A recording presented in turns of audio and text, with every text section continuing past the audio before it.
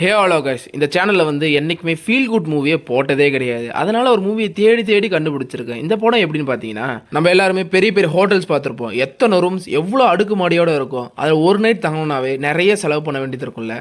அதே மாதிரி அந்த ஹோட்டலில் வேலை செய்கிறவங்கள பற்றி எனக்கே யோசிச்சு பார்த்துருக்குமா, அவங்களுக்கு எவ்வளோ குடும்பங்கள் இருக்குது. இங்கே வந்து ரூம் சர்வீஸ் பண்ணி அங்கே இருக்கிற துணியெலாம் துவைச்சி அந்த காசை கொண்டு போய் குடும்பத்துக்கு கொடுத்து அதை செலவு பண்ணி சந்தோஷமாக இருப்பாங்க பார்த்தீங்களா, அவங்கள பற்றி சொன்ன படம் தான் இந்த படம். இதில் அங்கங்கே கொஞ்சம் கொஞ்சம் காமெடியும் நிறைய இன்ஃபர்மேஷன் நிறைய நம்மளை புரிஞ்சு நம்மளை சிந்திக்க வைக்கக்கூடிய இன்ஃபர்மேஷனை சொன்ன படம் தான் ஸ்ட்ரைக்கிங் த பேலஸ். மற்ற படம் மாதிரி இல்லாமல் இந்த படம் உண்மை சம்பவத்தை தழுவி எடுக்கப்பட்ட படம் தான். இதில் வந்து எல்லாரோட வாழ்க்கையும் அப்பப்போ அப்படி காட்டுவாங்க. இதில் ஹீரோ ஹீரோயின் அப்படின்னு யாருமே கிடையாது. சில கேரக்டர் வருவாங்க, அதே சமயம் சில கேரக்டர் போயிடுவாங்க. என் கூட சேர்ந்து ஒரு 20-22 நிமிஷத்தில் இந்த படத்தை முடிச்சிடலாம் வாங்க. இந்த படத்தோட ஸ்டார்டிங்கில் பார்த்தீங்கன்னா ஒரு பொண்ணு எந்திரிச்சு ரெடி ஆகிட்டு இருக்கா. அப்புறம் அவரோட ஃபோனை பார்த்துக்கிட்டே எங்கேயும் லொக்கேஷனில் தேடி போயிட்டு ஒரு பெரிய ஹோட்டலோட என்ட்ரன்ஸை பார்க்குறா. அங்கே நின்று சில பேர் போராட்டம் பண்ணிட்டு இருக்காங்க, ஒரு 4-5 பேர். யார் இவங்க, எதுக்காக போராட்டம் பண்ணுறாங்கன்றது நமக்கு தெரியல. அப்புறம் உள்ளே போய் பார்த்தா, எக்ஸ்கியூஸ் மீ, நான் இங்கே வந்து வேலைக்காக வந்திருக்கேன் அப்படின்னு அவள் சொல்ல, மேம் இந்த சைடு வேலை பார்க்குறவங்களாம் இந்த சைடு வரக்கூடாது, அப்படியே வெளியே போயிட்டு ரைட் எடுத்து போகணும் அப்படின்னு சொல்ல, நான் ஏன் வெளியே போகணும், நான் இங்கே தான் இருப்பேன், இந்த வழியாக தான் போவேன் அப்படின்னு சண்டை போட்டுட்ருக்காங்க. அவனும் பொறுமையாக சொல்லிகிட்டு இருக்கான். அங்கே இன்னொருத்தன் வர, நீ இவனை பார்த்துக்கோன்னு சொல்லிட்டு அவங்க கிளம்பிடுறான். இந்த பையன் பாருங்கள், இவன் வந்து மெயின் கேரக்டர், ஞாபகம் வச்சுக்கோங்க. இவன் வந்து அந்த பொண்ணை கூட்டிகிட்டு போகிறான். நீங்கள் வாங்க, கவலைப்படாதீங்க அப்படின்னு சொல்லிட்டு அந்த பொண்ணை கூட்டிகிட்டு போகிறான். அந்த பையன் அந்த பொண்ணை கூட்டிகிட்டு போய் ஒரு ரூம் முன்னாடி நிற்க வைக்கிறான். அங்கே ஒரு லேடி வந்து உள்ளே இருக்கவங்க கிட்ட கேட்டுட்டு இருக்காங்க. நான் உங்ககிட்ட தானே சொன்னேன், ஏதை நீங்கள் பண்ணலை அப்படின்னு கேட்க, இது வந்து எங்களோட ப்ராப்ளம் இல்லை மேம், நீங்கள் வந்து வேறு ஒருத்தங்கிட்ட கேளுங்க அப்படின்னு சொல்கிறாங்க.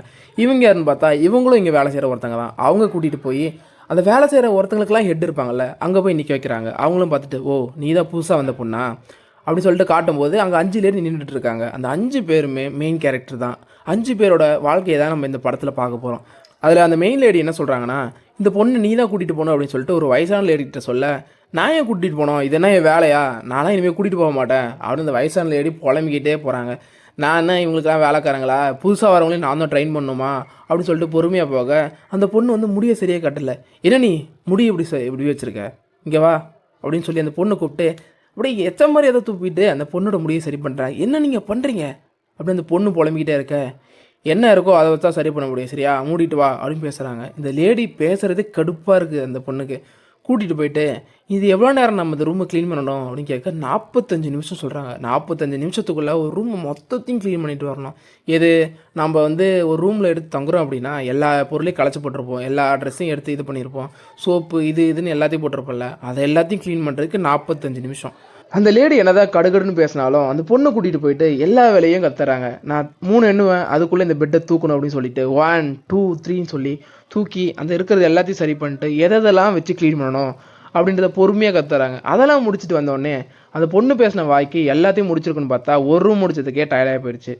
அங்கே இருக்கிறவங்களாம் சுற்றி நின்று, ஓ இதுவே உன்னால் முடியலையா, நீ எப்படி தான் பண்ண போகிற அப்படின்னு சொல்லி சும்மா சிரித்து பேசிக்கிட்டு இருக்காங்க. அங்கே இருக்கிற அந்த வயசான லேடியை பார்த்து, நாங்களாம் நைட்டு பார்ட்டிக்கு போகிறோம், நீங்கள் வரீங்களா அப்படின்னு கேட்க, ஏதோ அவங்க சொத்துலேருந்து பாதி எழுதி கேட்ட மாதிரி, எனக்குலாம் நேரம் இல்லை அப்படின்னு சொல்லிட்டு பொறுமையாக போயிடுறாங்க. ஏன் இவங்க கடுகடுன்னு இருக்காங்க, அவங்களுக்கு வயசாகிடுச்சுல, அவங்க அப்படி தான் அப்படின்னு பேசிகிட்டு இருக்காங்க. அப்படியே கட் பண்ணி அடுத்த சீனை காட்டுறாங்க. அதே மாதிரி ஹீரோயின் திரும்ப வேலைக்கு வர ஒரு லேடி காட்டினால கொஞ்சம் குண்டாக இருக்கிற மாதிரி, அவங்க வந்து ஹேர் கலர்லாம் பண்ணிட்டு வர, அவங்க பேர் வந்து வயலட். அந்த கலருக்கு ஏற்ற மாதிரி தலைமுடி இருக்க சிரிச்சுக்கிட்டு இருக்காங்க. ஆனால் அவங்க அந்த மேஜர் இருப்பாங்கல்ல, அதாவது ஹெட்டாக ஒருத்தங்க இருந்தாங்களா, அவங்க வந்து பார்த்துட்டு, இப்படிலாம் உள்ளே வரக்கூடாது, நீ உடனே போயிட்டு இந்த கலரை மாற்றிக்கிட்டு வா, இல்லைனா நீ இந்த வேலையில் இருக்காத அப்படின்னு சொல்லி டெரராக அனுப்புகிறாங்க. முடியல கூட ப்ராப்ளத்தை கண்டுபிடிக்கிறாங்க பார்த்தீங்களா. இதுதான் ஹோட்டலில் இப்படி தான் இருக்கணும், இப்படி தான் இது பண்ணணும் அப்படின்ட்டு நிறைய ரூல்ஸ் இருக்குது. அப்படியே இதெல்லாம் வந்து அந்த ஹீரோயினும் அந்த பாட்டியும் பேசிகிட்டு இருக்காங்க. நான் எல்லாரும் ஹீரோயின் தான், ஆனால் இந்த மெயினாக ஹீரோயின் இவங்க தான். பேசிகிட்டே உள்ளே போயிட்டுருக்க, வேலை செஞ்சுட்டு இருக்க அந்த பாட்டிக்கு வந்து இடுப்புலி வந்துருமா. அந்த இடுப்பு வலியிலையும் அந்த பாட்டி எந்திரிச்சு உட்காந்துட்டு இருக்க அந்த நேரத்தில் அந்த ஹெட்டாக இருப்பாள், கரரான ஹெட்டு, அவள் வந்துடுவா. வந்து என்ன நீங்கள் பண்ணிகிட்டு இருக்கீங்க, இந்த 10 நிமிஷத்துக்கு முன்னாடியே இதை நீங்கள் முடிச்சிருக்கணும் அப்படின்னு சொல்லிட்டு அங்கே இருக்கிறதெல்லாம் க்ளீன் பண்ணல, இது பண்ணல, அது பண்ணலன்னு சொல்லிட்டு இருக்காங்க. அப்போது இந்த பாட்டியை காட்டுறாங்க, அந்த இடுப்பொலியெல்லாம் பொறுத்துக்கிட்டு உட்காந்துட்டு இருக்காங்க. ஏன் இப்படி பண்ணுறாங்க அப்படின்றதுக்கு ரீசன் பின்னாடி சொல்கிறேன். அப்படி பண்ணிட்டு இருக்கும்போது இந்த ட்ரெஸ் எல்லாம் இப்படி தான் மடிக்கணும்னு சொல்லிட்டு அவங்க பார்த்துட்டு போயிடுறாங்க. அப்புறம் இந்த பாட்டி எந்திரிச்சு, இதெல்லாம் ஒரு வழியே இல்லை, இதை விட நிறைய நான் பார்த்துட்டேன் அப்படின்னு சொல்லி அங்கேருந்து கிளம்புறாங்க. அப்படியே கட் பண்ணி அடுத்த சீன் காட்டுறாங்க. அதில் பார்த்தீங்கன்னா அந்த மெயினான ஹீரோயின் இருப்பாங்களா, அவங்களும் அந்த ஃபஸ்ட்டு சீனில் வந்து அந்த பொண்ணை கூட்டிகிட்டு போனால் பார்த்தீங்களா, அந்த பையனை வெளியே நின்று பேசிகிட்டு இருக்காங்க. நம்ம வந்து பார்த்தீங்கன்னா இப்போ ரிச் அன்ரிச் அப்படின்ற கேம்லலாம் இப்போ ரோட்டில் ஒருத்தங்க நடந்து போயிட்டு இருப்பாங்க, அவங்க ரிச்சா இல்லை ரிச் இல்லையா அப்படின்னு கண்டுபிடிக்கிறதா இந்த கேமு. உடனே அதில் ஒருத்தர் நடந்து போயிட்டு இருக்க அவங்கள பார்த்து இவன் வந்து ரிச் தான் அப்படின்னு அந்த ஹீரோயின் சொல்கிறாங்க. அதுக்கு உடனே அந்த பையன் வந்து இவங்க வந்து ரிச் இல்லை, அவனோட ஷூவை பாரேன், அது வந்து ரொம்ப லோ பட்ஜெட்டில் வாங்கின ஷூ, அதனால இவன் ரிச் இல்லை அப்படின்னு ஹீரோ சொல்கிறான். அதே மாதிரி அடுத்து ஒரு பொண்ணு வர அவங்க வந்து கையில் காஸ்ட்லியான பேக் வச்சுருக்க இவங்கள பார்த்து ரிச் ரிச் அப்படின்னு ஹீரோயின் சொல்கிறாங்க. உடனே அந்த பையன் இவங்களும் ரிச் இல்லை, இவங்க ரிச்சும் இல்லை, நம்மள மாதிரியும் இல்லை, இவங்க மிடில் கிளாஸ், அவங்களோட ட்ரெஸ்ஸிங் சென்ஸை வச்சு சொல்கிறான். அதே மாதிரி பேசிகிட்டு இருக்க இந்த பொண்ணு விட அப்படியே கடலை போடுற மாதிரி உனக்கு வெளியெல்லாம் போக பிடிக்குமா அப்படின்னு கேட்குறான். அந்த பொண்ணும் அப்படியே லேசாக அக்செப்ட் பண்ணிக்கிற மாதிரி காட்டுறாங்க. அப்புறம் வந்து பார்த்தீங்கன்னா அந்த ஒரு குண்டான ஒரு லேடி இருந்தாங்களே அவங்க எல்லா வேலையும் முடிச்சுட்டு தன்னோட வீட்டுக்கு போய் காட்டுறாங்க. அதாவது தன்னோட ஹஸ்பண்டுக்கு வந்து எது நோய் போல் ஒரு டேப்லெட் வாங்கிட்டு போய் இந்தாங்க நான் வாங்கிட்டேன் அப்படின்னு சொல்லி கொடுக்க அந்த பாட்டியை பார்க்க அவங்களோட குழந்தைங்கள பார்க்க இந்த மாதிரி ஒரு லோவான ஒரு மிடில் கிளாஸில் தான் வாழ்ந்துட்டு இருக்காங்க இந்த லேடி. இவங்க மட்டும் இல்லை, எல்லாருமே இப்படி தான். அப்புறம் வந்து பார்த்தீங்கன்னா அந்த வயசான பாட்டி இருந்தாங்கல்ல அவங்க வந்து ஃப்ளோர்லாம் க்ளீன் பண்ணிட்டு இருக்காங்க. அப்போது ஏதோ சவுண்டு கேட்குது, பார்த்தா அவங்க பாட்டு சொல்லி டான்ஸ் சொல்லி கொடுத்துட்டு இருக்காங்க. அதில் பார்த்துக்கிட்டே இருக்க அதுலேருந்து ஒருத்தர் வந்து வாங்க டான்ஸ் ஆடலாம் அப்படின்னு கூப்பிட்றாங்க. அவங்களும் என்ன போய் கூப்பிட்றான் பாரு அப்படின்னு நினச்சி ஒரு மாதிரி நினச்சிட்டு தலையாடிட்டு அப்படியே போய் க்ளீன் பண்ணிக்கிட்டே இருக்காங்க. ஆனாலும் அவங்களுக்குள்ள இந்த டான்ஸை கற்றுக்கணும் அப்படின்ற ஒரு ஆர்வம் இருக்குது. புரியுதுங்களா? எல்லாருக்கும் ஒரு பார்த்த உடனே ஒரு இதுவாக இருக்கும்ல, அந்த ஆர்வம் இருக்குது. அப்புறம் பார்த்தீங்கன்னா அந்த இன்னொரு லேடி இருப்பாங்க பார்த்தீங்களா, அந்த லேடி வந்து எனக்கு வந்து சனிக்கிழமை லீவ் வேணும், எனக்கு பதிலாக அந்த வயசான லேடி இருப்பாங்கள்ல அவங்க வந்து இந்த வேலையை பார்த்துப்பாங்க அப்படின்னு சொல்லிட்டு கேட்குறாங்க. ரெக்வஸ்ட்டும் பண்ணிவிட்டு லீவ் எடுத்துக்கிறாங்க.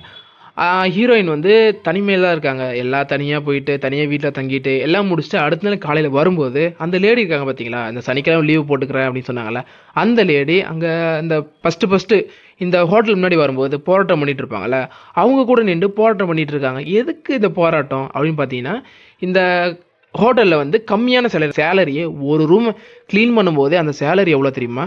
10 யூரோவோ 11 யூரோவோ தான். ஆனால் அங்கே தங்குறதுக்கு ஒரு நைட்டுக்கு மட்டும் 9,000 ஹீரோஸ் சொல்லிட்டு தான் இந்த வந்து போராட்டம். ஃபர்ஸ்ட் சீனில் பார்த்தோம்ல அதே அந்த போராட்டம் தான் இன்னும் தொடர்ந்துட்டு இருக்கு. இது இன்னைக்கு மட்டும் இல்லை, என்னையிலேருந்தோ தொடர்ந்துட்டு இருக்கு. அப்படியே பார்த்துட்டு ஹீரோயினும் உள்ளே வராங்க. இதெல்லாம் பார்த்துட்டு இவங்களுக்கு ஒன்றும் அவ்வளோ புரிதல் இல்லாததுனால அப்படியே உள்ளே வந்துடுறாங்க. வந்தா அந்த வந்து முன்ன சீனில் வந்து ஒரு கலர்லாம் மண்டையில் அடிச்சுட்டு வருவாங்களே ஒய்லெட்டு, அவங்க வந்து பார்த்தீங்கன்னா அந்த கலர்லாம் மாற்றிட்டாங்க. மாற்றிட்டுன்னா ரொம்ப ப்ரௌனாக ஒரு கலர் அடிச்சுட்டு வர அந்த பாட்டி பார்த்து சிரிச்சுக்கிட்டு இருக்காங்க. என்னடா இது, என்ன பண்ணி வச்சிருக்க நீ? என் பையனை தான் அடிக்க சொன்னேன், இப்படிப்பட்ட வேலையை பார்த்து விட்டு போயிட்டா அப்படின்னு சொல்ல, கண்டிப்பாக அந்த லேடி வந்து அவனை வேலையை விட்டு தூக்கிடும் அப்படின்னு சொல்லும்போது ஒரு விக் எடுத்து போட்டுக்கிறாங்க. அவ்வளோ அந்த பாட்டிக்கு வந்து சிரிப்பு தாங்க முடியல, சிரிச்சுக்கிட்டு இருக்க. அங்கே வந்து ஹீரோயின் வந்து இந்த பெல்ட் கொஞ்சம் போட்டு விடுமா அப்படின்னு அந்த பாட்டி கேட்குறாங்க. எது அந்த சுளுக்கு பிடிச்சது பார்த்தீங்களா, அது சரியாகவே இல்லை. இந்த வயசானவங்களாம் வந்துட்டா கண்டிப்பாக சரியாகாது அப்படி பேசிகிட்டு இருக்க. அவங்களும் வந்து அந்த சுளுக்கு பிடிச்சதுக்கு அந்த இடுப்புல இல்லாமல் இருக்க ஒரு இது மாதிரி ஏதோ ஒட்டி விட்றாங்க. அப்புறம் திரும்ப அவங்க வேலையை பார்க்க ஆரம்பிச்சிடுறாங்க. அப்படியே கட் பண்ணி இன்னொரு சீனில் காட்டுறாங்க. அந்த பையன் வந்து எப்படியோ பேசி அந்த ஹீரோயினை கூட்டிகிட்டு போயிட்டான். கூட்டிகிட்டு போயிட்டு பொறுமையாக அந்த கல்லறையெல்லாம் பார்த்துட்டு இருக்கா. இதுலேயும் பார்த்தீங்கன்னா எப்படி அந்த ரிச் அண்ட் ரிச் ஒரு கேம் விளையாடிட்டு இருப்பான்ல, அதே மாதிரி இதுலேயும் போயிட்டு இதை செத்தவன்ல இவன் வந்து ரிச்சு இவன் வந்து அன்ரிச்சுன்னு சொல்லிக்கிட்டு இருக்கான்.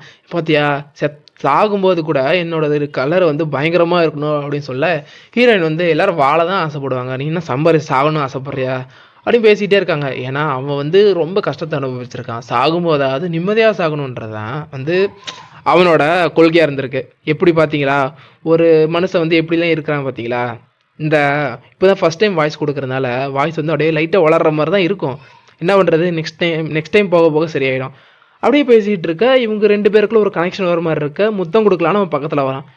போராட்டத்தில் போய் யார் கலந்துக்கிறது அப்படின்னு சொல்லிட்டு இவங்களா தன்னோட வேலையை பார்க்க ஆரம்பிச்சிடுறாங்க. அப்புறம் பார்த்தீங்கன்னா அந்த ரூம் சர்வீஸ் பண்ணுறதுல ஒரு லேடி வந்து பண்ணிட்டு இருக்காங்க. அப்போ வேகமாக அந்த கராரான ஆஃபீஸர் இருக்காங்களா அவங்க வந்து என்ன நீ பண்ணிட்டு இருக்க, இன்னும் இந்த ரூமை க்ளீன் பண்ணலையா அப்படின்னு பேசிகிட்டு இருக்க. அவங்களுக்கும் டென்ஷன் இருக்குல்ல, இந்த சாது மிரண்டால் காடு கொள்ளாதுன்னுவாங்களே அந்த மாதிரி என்னால் இது முடியல அப்படின்னு அவங்க நகர்ந்ததுக்கப்புறம் ஒரு லேம்ப் எடுத்து அம்முன்னு போட்டு உடைக்க இவங்களும் வந்து என்னாச்சுன்னு கேட்குறாங்க.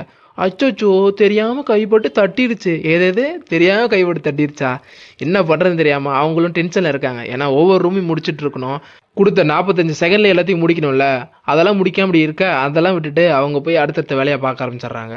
அப்புறம் பார்த்தீங்கன்னா இன்னொரு லேடி வராங்க. இங்கே பெரிய பிரச்சனை இருக்குது வாங்க அவங்கன்னு கூட்டு போய் பார்த்தா பாத் டப்லலாம் வாத்து குளிச்சிட்டு இருக்கு. வாத்து எல்லாம் நிறைய குட்டி எல்லாம் குளிச்சுட்டு இருக்க. அந்த லேடி போய் வா வந்து பூடி அப்படின்னு சொல்ல, நான் ஏன் பிடிக்கணும், எனக்கு இதெல்லாம் பிடிக்க தெரியாதுப்பா அப்படின்னு சொல்லிட்டு அந்த கராரான ஆஃபீஸரே அனுப்பி விட்ருவாங்க. அவங்க போய் பிடிக்க தெரியாமல் ஐயோ இது என்ன இப்படி இருக்கு அப்படின்னு சொல்லிட்டு எல்லாத்தையும் கொண்டு போய் பாத்ரூமில் லாக் பண்ணுவாங்க. இங்கெல்லாம் இப்படி நடந்துட்டு இருக்க. அந்த பாட்டி வந்து ஜன்னலில் தொடச்சிட்டு இருக்காங்க. அப்படி தொடச்சிட்டு இருக்கும்போது வெளியே என்ன நடக்குதுன்னு பார்க்குறாங்க. அங்கே போய் பார்த்தா அந்த எல்லாரும் கூட்டமாக நின்று போராட்டம் பண்ணிட்டு இருக்காங்களே, அங்கே வந்து ஒரு போலீஸ் அதிகாரி வராரு. அங்கே கூட்டத்தில் ஒரு ஹெட் இருப்பார். அவர் வந்து நான் போய் பேசுகிறேன் அப்படின்னு சொல்லிட்டு பொறுமையாக போய் பேச இங்கே நான் எல்லா பர்மிஷனும் வாங்கி தான் பண்ணுறோம், எந்த ப்ராப்ளமும் பண்ணல அப்படின்னு பேசிகிட்டு இருக்காங்க. ஆனால் அவங்க கேட்குறது என்னன்னா, இங்கேருந்து காலி பண்ணுங்க காலி பண்ணுங்கன்னு சொல்லி எல்லாரையும் ஒரு செகண்டில் அடிக்க ஆரம்பிச்சிட்டாங்க, தூக்கி போட ஆரம்பிச்சிட்டாங்க. அதில் வேற ஒருத்தவங்க ப்ரெக்னெண்ட்டாக வேற இருக்காங்க. கத்துறாங்க, அவங்க ப்ரெக்னெண்ட்டாக இருக்காங்க, விட்டுருங்க விட்டுருங்க. பல அடிக்கு அப்புறம் எல்லாரையும் அங்கேருந்து ரிமூவ் பண்ணுறாங்க. இந்த நேரத்தில் அந்த தொடச்சிட்டு இருந்தாங்களா அந்த பாட்டி கீழே விழுந்துடுறாங்க. கீழே விழுந்த உடனே அவங்களால எந்திரிக்க கூட முடியல. அந்த சைடாக வந்த ஹீரோயின் வந்து, என்னாச்சு என்னாச்சு உங்களுக்கு, என்ன தூக்குன்னு சொல்கிறாங்க. அப்போ அந்த கரோனா ஆஃபீஸர் அங்கே வராங்க. இதெல்லாம் தெரியக்கூடாதுன்னு சொல்லிட்டு அந்த பெட்ஷீட் இருக்கும் பார்த்தீங்களா பெட்டில், அதை தூக்கி மேலே போட்டு விட்டுருவாங்க. அவங்களும் உள்ள வந்து, இது நீங்கள் இன்னும் முடிக்கல, இது இன்னும் 10 நிமிஷத்தில் முடிக்கணும்னு சொல்லிட்டு இருக்க. ஆமாம், அந்த வயசானவங்க எங்கன்னு கேட்குறாங்க. அவ்வளோதான். அவங்களுக்கு ஒரு மாதிரி டவுட் வருது. பார்த்தா அந்த பெட்ஷீட் பின்னாடி தான் ஒளிஞ்சிட்டு இருக்காங்களே அப்படின்னு தூக்குறாங்க. தூக்குனோடனே தெரிஞ்சு போயிடுது இவங்களுக்கு வந்து இந்த மாதிரி இருக்குது முதுகு வலின்னு தெரிஞ்சிட, இந்த வேலையெல்லாம் முடிச்சுட்டு வந்து என்ன பாருங்கன்னு சொல்கிறாங்க. அந்த பாட்டியும் வந்து பார்க்குறாங்க. பார்த்த உடனே, நான் உங்களை வந்து 25 வருஷமாக பார்த்துட்ருக்கேன். இது 25 வருஷமாக இதே வேலையை செஞ்சிட்ருக்காங்க அந்த பாட்டி. நீங்கள் வந்து இதுக்கு மேலே கண்டினியூ பண்ண முடியாது, நீங்கள் போங்க, உங்களுக்கு வந்து ரிட்டையர்மெண்ட் கொடுக்குறோம் அப்படின்னு சொல்ல, நான் வந்து என்ன பண்ணுறது, இதை விட்ட எனக்கு வேறு எதுவுமே தெரியாது, நான் தனியாக இருக்கேன், ஏன்னா எதுவும் பண்ண முடியாதுன்னு சொல்ல, இல்லை இல்லை இது வந்து மேனேஜ்மெண்ட் ஏற்றுக்காது, நீங்கள் வந்து இனிமேல் இங்கே வேலை செய்ய முடியாது அப்படின்னு சொல்லி அங்கேருந்து பற்றி விட்டுறாங்க. இவங்களுக்கும் வயசாயிடுச்சு, எதுவும் முடியாதுன்றது அவங்களுக்கும் தெரியும். ஆனால் அடுத்த வேலை சாப்பாட்டுக்கு என்ன பண்ணுறது. அப்புறம் பார்த்தா ஹீரோயினும் வந்து அந்த பாட்டியோட வீட்டில் தான் தங்கிட்டு இருக்காங்க. இவங்களுக்கு வீடு இல்லாததுனால அந்த பாட்டி கூட ஷேர் பண்ணிகிட்டு இருக்காங்க. அப்படியே அடுத்த நாள் கேக்லாம் செஞ்சு கொடுத்து ஹீரோயினை வழி அனுப்ப, ஹீரோயின் வந்து அந்த அங்கே நடக்கிற அந்த போராட்டம் இருக்குது அதில் பார்த்தா அந்த 2 லேடியுமே வந்து அதில் கலந்துருக்காங்க. இந்தாங்க அப்படின்னு சொல்லிட்டு கேக்லாம் கொடுத்துட்டு அப்புறம் வேலைக்கு போகிறாங்க. வேலைக்கெல்லாம் போயிட்டு அங்கே இந்த காதலன் இருப்பான்ல, அவனும் அந்த வந்து வேலை செஞ்சுட்டு இருக்கான். ஏன்னா இந்த நிறைய பேர் இங்கே வேலையை விட்டு போக ஆரம்பிச்சதுனால அவன் வந்து வெயிட்டராக வேறு வேலை, சரிங்களா, அந்த சாப்பாடு எடுத்து கொடுக்குறது அந்த மாதிரி வேலை. அவன் வந்து இந்த மாதிரி பாத்ரூம்லாம் க்ளீன் பண்ணால் எனக்கு இதெல்லாம் பிடிக்காது, என்ன பண்ணுறது, இதெல்லாம் வேற ஒருத்தங்க பண்ண வேண்டிய வேலை, நான் பண்ணிகிட்டு இருக்கேன் அப்படின்னு அவன் பேச, இல்லை வேற ஒருத்தங்க பண்ணுற வேலையா, நல்ல சம்பளம் கொடுத்தா எல்லோரும் வருவாங்க, இப்படி பண்ணுறாங்கல்ல, நான் என்னால் என்ன பண்ண முடியும் பாரு அப்படின்னு சொல்லிட்டு அந்த தலைக்கணி எல்லாத்தையும் கீழே தள்ளிட்டு நானும் போகிறேன்ட்டு அந்த போராட்டத்தில் போய் கலந்துப்பாங்க. அவ்வளோதான். சின்ன பொண்ணு வந்து போராட்டத்தில் கலந்துக்கிட்டால் என்ன பண்ண முடியும், அவங்களும் அக்செப்ட் பண்ணிக்கிட்டு போராட்டம் பெருசாக போகுது. அப்படியே அடுத்த நாள் வந்து அவங்க எல்லாம் சாப்பாடு கொடுத்துட்ருக்காங்க. இங்கே போராட்டம் பண்ணுறாங்க, பசிக்குள்ள, அதனால் சாப்பாடுலாம் கொடுத்துட்ருக்க இல்லை ஒருத்தராக சாப்பிட்டுட்ருக்காங்க. அந்த கரரான லேடி இருப்பாங்களா, அதை பார்த்துட்டு அவங்களுக்கே இது மனசு கேட்கல போல், குக்கீஸ்லாம் கொண்டு வந்து கொடுக்க மேனேஜ்மெண்ட் தான் அதை கொடுத்தாங்க அப்படின்னு சொல்கிறாங்க. பார்த்தா உண்மையாக சொல்லுங்கள் யார் கொடுத்தான்னு கேட்க, அந்த லவர் இருப்பான்ல அவன் தான் கொடுத்துருக்கான். அப்படியே கட் பண்ணி அடுத்த சீனில் பார்த்தீங்கன்னா அந்த குண் லேடி இருப்பாங்களே, அதாவது இந்த குழந்தைங்க பாட்டிலாம் இருப்பாங்கள்ல, அவங்களோட வீட்டில் தான் கட்டுறாங்க. இவங்க வந்து எப்படியே மேனேஜ்மெண்ட் வந்து ஒத்துக்கிட்டாங்க போல், இவங்களோட கோரிக்கையை ஏற்றுக்கிறேன் அப்படின்னு சொல்லிட்டு ஒரு மீட்டிங் வந்து அரேஞ்ச்மெண்ட் பண்ணுறாங்க. அந்த போராட்டத்துக்குன்னு ஒரு எட்டு இருப்பார்ல, அவர் தான் அதில் வந்து உட்காந்து பேசுறது மெயின். பேசிட்டு இருக்கும்போது அந்த ஹஸ்பண்ட் வந்து உள்ளே வந்துருவார். வந்துட்டு நாங்கள் மீட்டிங்கில் இருக்கோம் அப்படின்னு சொல்ல, அவர் வந்து ஒரு மாதிரி முறைச்சிக்கிட்டே வெளியே போய் நின்று அந்த பொருள், அந்த வாங்கிட்டு வந்த பொருள்லாம் எடுத்து பொறுமையாக எடுத்து வைக்க, இந்த லேடி பார்த்தீங்கன்னா மீட்டிங் பேச ஆரம்பிக்கிறாங்க. எங்களுக்கு வந்து உடம்பு வலி, கை கால் வலி, முதுகு வலிலாம் ரொம்ப அதிகமாக இருக்குது, எங்கள் குடும்பத்தை வந்து என்னால் பார்க்க முடியல, என் ஹஸ்பண்டுக்கே வந்து பல பிரச்சனைகள், அவ குழந்தைங்க கூட விளையாடலான்னு நினைக்கும் போது இத்தனை வலி இருக்கும்போது டயர்லேயே நாங்கள் படுத்துடுறோம், எங்களால் சுத்தமாக முடியலன்னு சொல்லி அவங்க கம்ப்ளைண்ட் பண்ணுறாங்க.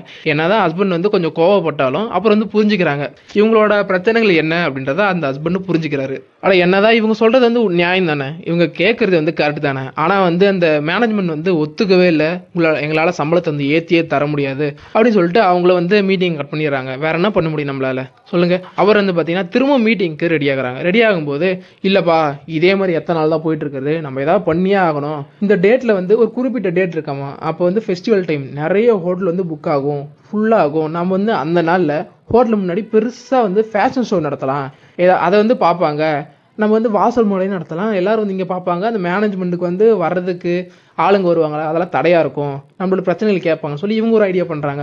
அதுக்காக என்ன பண்ணுறாங்க, அந்த நோட்டீஸ்லாம் இருந்து டிஸ்ட்ரிபியூட் பண்ணுறாங்க. இங்கே பாருங்கள், ஃப்ரீயாக இங்கே வந்து ஃபேஷன் ஷோ நடக்க போது, யார் வேணாலும் வந்து கலந்துக்கலாம், யார் வேணாலும் இங்கே வந்து பங்கேற்கலாம் அப்படின்னு சொல்லிட்டு கொடுத்துட்ருக்காங்க. சந்தோஷமாக கொடுத்துட்ருக்க. அதே மாதிரி அந்த நாள் வருது, ஃபேஷன் ஷோவோ ஆரம்பிக்குது. அப்படி ஆரம்பிக்கும் போது நிறைய பேர் அங்கே கலந்துக்கிறாங்க. அந்த குண்டான லேடியோட டேர்ன் வருது, அவங்களும் கெத்தாக ட்ரெஸ் போட்டு நடந்து வந்துட்டு இருக்க, அந்த ஹஸ்பண்ட் வந்து அங்கே நிற்பார், சப்போர்ட் பண்ணுற மாதிரி டிஷர்ட்லாம் போட்டு வந்து நின்றுட்டு, அதாவது அவங்க குழந்தைங்களும் அங்கே வந்து நின்றுருப்பாங்க. அவ்வளோதான், வேற என்னங்க வேணும். இந்த லேடிக்கு வந்து இந்த குடும்பமே கூட வந்து நிற்க, அவள் கட்டி பிடிச்சி அணைச்சிக்கிட்டு முத்தமாக கொடுத்துட்ருக்காங்க அந்த குழந்தைங்களுக்குலாம்.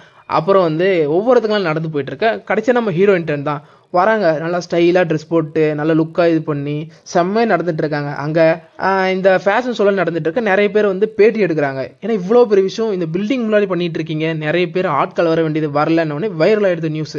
வந்து அங்கே வந்து பேட்டி எடுக்க, எங்களோட வாழ்வாதாரமே பாதிச்சிருக்கு, நாங்கள் வந்து ரொம்ப நாளாக இந்த வேலையை பண்ணிகிட்ருக்கோம், எங்களால் சுத்தமாக முடியல, இந்த மேனேஜ்மெண்ட் வந்து இதை நான் எங்களோட பிரச்சனைகள்லாம் சால்வ் பண்ணலைன்னா நாங்களாம் நடுத்தெருவுக்கு வந்து நிற்போம் அப்படின்னு சொல்ல அந்த நியூஸ் வந்து பெருசாக ஆயிடுச்சுல. அதனால் என்ன பண்ணுறாங்க, மேனேஜ்மெண்ட் வந்து கூப்பிட்றாங்க, அவர் வந்து கூப்பிட்ருக்காங்க. அந்த நேரத்தில் வெளியில இவங்க நின்று என்ன ஆக போகுது என்ன ஆக போகுதுன்னு சொல்லி வெயிட் பண்ணிட்டு இருக்காங்க. அப்போது அந்த பையன் வந்து அதே மாதிரி ரிச் ஆர் புவர் அந்த கேம் விளையாடிட்டு இருக்கான். ரிச் ஆர் அன்ரிச், தப்பாக சொல்லிட்டேன், அந்த கேம் விளையாடிட்டு இருக்கான். இந்த பொண்ணு போயிட்டு பார்க்குறாங்க. அங்கே ஒருத்தன் வந்து ப்ளூ கலர் ரோஸ் கலரில் சாக்ஸ் போட்டிருக்கான். இவன் நான் ரோஸ் கலரில் சாக்ஸ் போட்டிருக்கேன், ஏன்னா குதிரை வளர்க்குறவனா இவன் அப்படின்னு சொல்லி 2 பேரும் காமெடியாக பேசிகிட்டு இருக்கேன். அது மட்டும் டப்புன்னு கிஸ் பண்ணிடும், அவ்வளோதான். நம்ம ஆளுக்கு ஒன்றுமே புரியாது, கைக்கெல்லாம் கிட்டு கிட்டு கிட்டுன்னு நடக்குது. அப்படி கிஸ் பண்ணிட்டு இருக்க அந்த பொண்ணும் சந்தோஷமா அப்பயே தெரிஞ்சிருச்சு, லவ் ஓகே ஆயிடுச்சுல. அந்த பொண்ணும் சந்தோஷமா அங்கே போய் நிற்கிது. அந்த உள்ளே போனார்ல அந்த ஹெட்டு, அவர் வெளியே வந்துட்டு நம்ம பண்ண ஃபேஷன் ஷோவோ நம்ம பண்ண கம்ப்ளைண்ட்டும் இந்த மேனேஜ்மெண்ட் கவனிச்சிருக்கு, நம்மளோட கோரிக்கையெல்லாம் நிறைவேற்ற போகிறதா சொல்கிறாங்கன்னு சொன்ன உடனே அவ்வளோதான், எல்லாருக்கும் தலைகால் புரியாமல் எந்திரிச்சு வேகமாக ஆடிக்கிட்டு இருக்காங்க, நல்லா ஜாலியாக ஆடிக்கிட்டு இருக்காங்க. அப்புறம் பார்த்தீங்கன்னா அடுத்த சீனில் அந்த பொண்ணு இருக்கால, அவள் போய் பார்க்குறா, அந்த வயசான ஒரு பாட்டி இருப்பாங்கள்ல, ஒரு டைம் கூட பார்த்துட்டு இந்த டான்ஸ் ஆடுறாங்க பார்த்துட்டு இருப்பாங்க, உள்ளேருந்து ஒருத்த கூப்பிடுவானே, அவங்க கூட சேர்ந்து டான்ஸ் ஆடிட்டு இருக்காங்க. ஜாலியாக டான்ஸ் ஆடிட்டு இருக்க, நீ வா அப்படின்னு கேட்க, பரவாயில்ல பரவாயில்ல ஆடுங்கன்னு சொல்லிட்டு வீடியோ எடுக்கிறாங்க.